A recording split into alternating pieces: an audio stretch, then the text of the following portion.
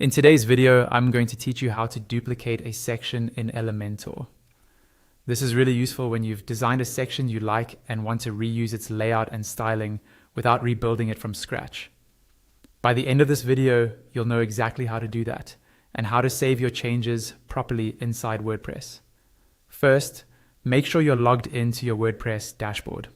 On the left-hand side, you'll see the main menu. Look for the Elementor option in that menu. Hover your mouse over it, and from the options that appear, click on the editor option. This will open Elementor's dashboard inside WordPress, where you manage and edit your site's design. Once Elementor has loaded, look toward the top left corner of the screen and click on Edit Site.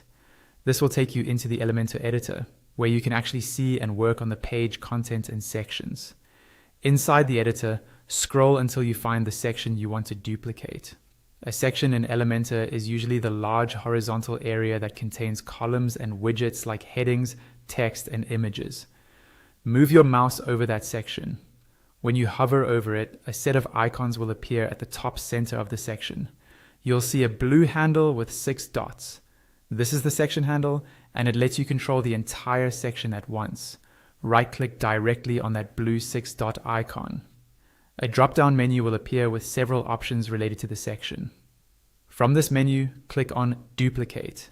As soon as you select Duplicate, Elementor will automatically create a copy of that entire section and place it right below the original.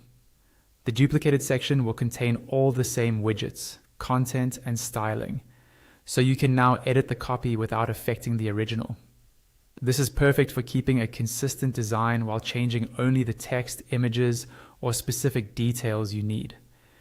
After you're happy with your duplicated section and any edits you've made, it's important to save your work. Go to the top right corner of the screen. If your page is already live, you may see an Update button. If it's new, you might see Publish. Click that button to make your changes live. If you're not ready to publish yet, click the small downward pointing arrow next to that button and choose Save Draft instead. This lets you keep your changes safely stored without making them visible to visitors until you're ready.